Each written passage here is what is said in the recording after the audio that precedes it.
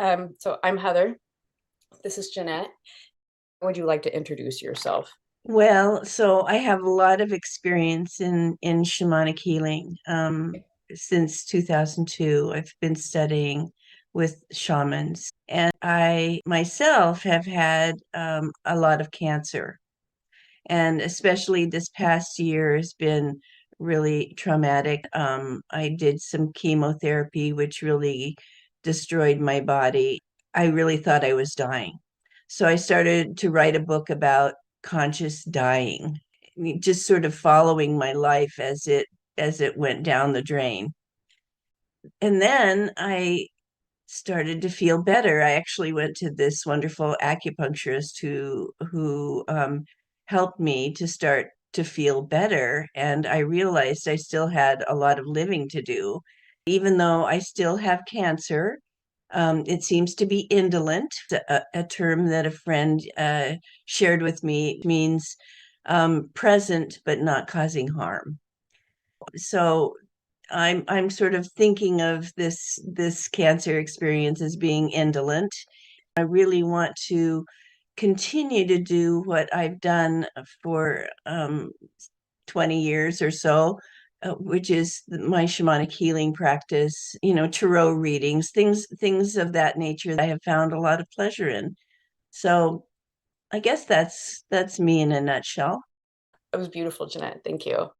Well, the book that I was writing was Conscious Living, Conscious Dying. Mm-hmm. And but since I've been starting to feel so much better, I'm really changing that. And now I'm writing two books. My second book is actually going to be on chakra balancing, because one of the things that I did do while I was still pretty much bedbound was a chakra balancing. And it was a class that I taught many years ago.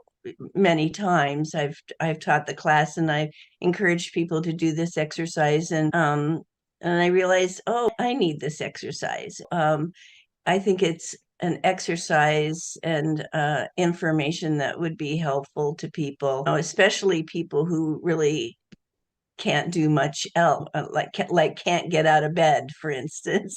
To do that exercise really adds life force. What is it that you're moving towards now that you're going to be offering or you are offering already? So what I'm offering is shamanic healing. I have a certain technique that I've developed over the years. It's probably different than any other shamanic practitioner. I call it release and retrieval, and it's just in order to release things that we're holding on to, like resentments and things that keep us from experiencing life fully. The retrieval is about when we're traumatized, we kind of leave a piece of ourselves behind as we pick up a defense for the trauma, so that we don't have to experience that trauma anymore. And so the retrieval is going back and picking up those pieces of ourselves that we leave behind, so that we can be more fully ourselves.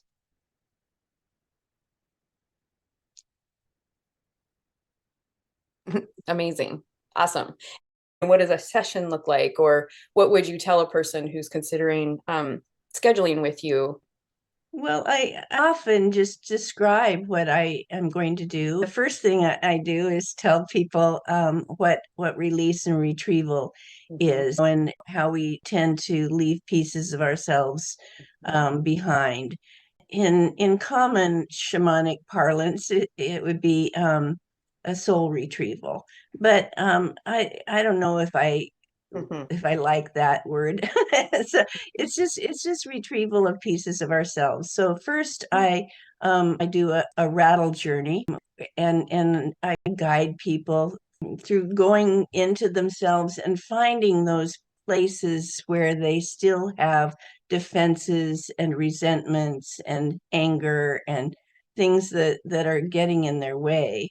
Because it's important that they know what it is that they're releasing, and then they make a, a statement where they intend to release those things.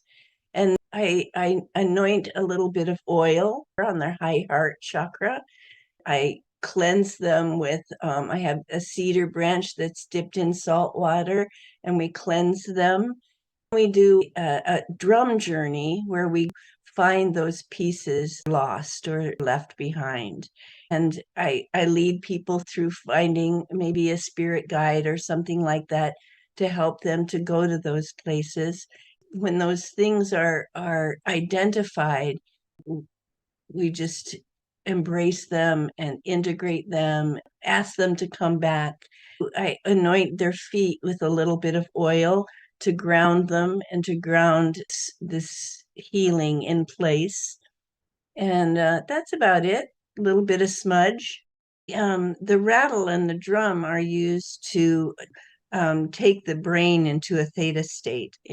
Um, the theta state is a state of mind where you can access your right brain, see and understand and hear the deeper yearnings of yourself. In a session, does the person receiving tend to talk a lot, or is it mostly you're guiding and they might, like you said, speak an intention or something, but mostly they're receiving? Mostly they're receiving. Mhm. The way that I see shamanic healing is the relationship of you and the earth, Mhm. and you and your body, which is the earth, and you and the universe, which, is all of us. And so it's in the body and it's somatic and it's a feeling. And when I started to feel better, I thought, well, I still am in touch with the the guidance that once guided me. I still know this stuff. Why don't I use it?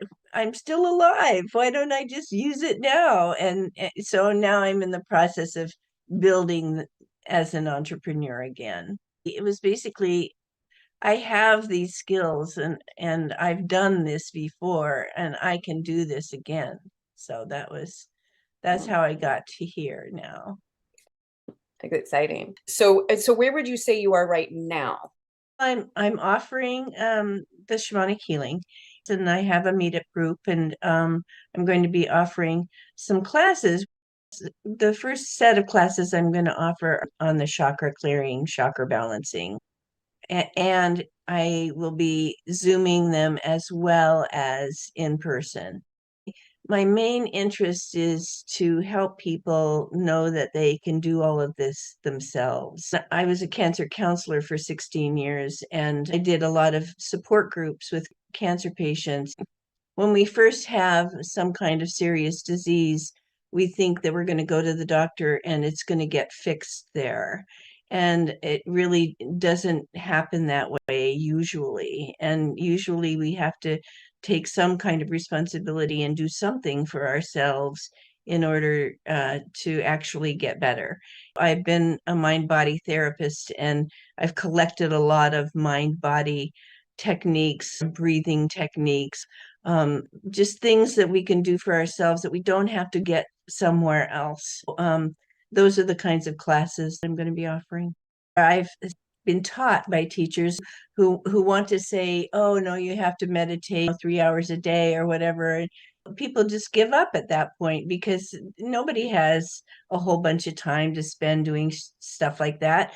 But if I can give you a 10-minute exercise that you do right before you go to sleep at night, oh well, everybody has 10 minutes while they're falling asleep. That's really something that I can offer is quick exercises that will take 5 minutes. Well, that's something that you can do, and it really will significantly help. And that's what I like to offer. Yeah, and that makes it just that much better because we've become so bite-size oriented. But I think this is one of the places where bite-size is the best. Maybe, Yeah. snack size is a little bit more information. So when you say, yeah, everybody has 10 minutes before go to sleep. But as you know, people are like, no, I don't, or I always forget. So it becomes an opportunity to introduce discipline and make a commitment to yourself. Like, I'm going to spend this 10 minutes doing this thing that I know helps me. And it can be a small way that people can rebuild that trust with themselves. That's right. Mhm. And I make it really easy for people. I have it all written out in first person. And so I encourage people to record it on their phones. And it's a 5 to 10 minute recording. And they just plug their earbuds in and listen to it. Mhm. They're listening to their own voice telling them to move through their bodies in this certain way. And then they fall asleep. Mhm. Ta-da! Yeah, falling asleep. Not only is that a super powerful time, it made a big difference for me when I started making recordings in my voice of affirmations and then listening to it. I'm hearing my own voice. I'm not outsourcing that Right. reprogramming. It's beautiful. Yeah. Thank you. My desire is to build community. Have because we all have gifts. We all have things that we can give and offer one another. Really, my desire is to build community by building relationships. I Mhm. believe that we are one, that we are actually united, that we really aren't separate as we have come to believe. And so I just open myself to that possibility of unity. That's what my healings are about, my classes are about, everything that I want to do because I want to promote unity. I want to promote community. All right. Well, thank you so much. This is Thank really, you so much. really lovely. I love you. Thank you. I love you too. Okay, well, have a lovely rest of your day. Thank you. Same to you.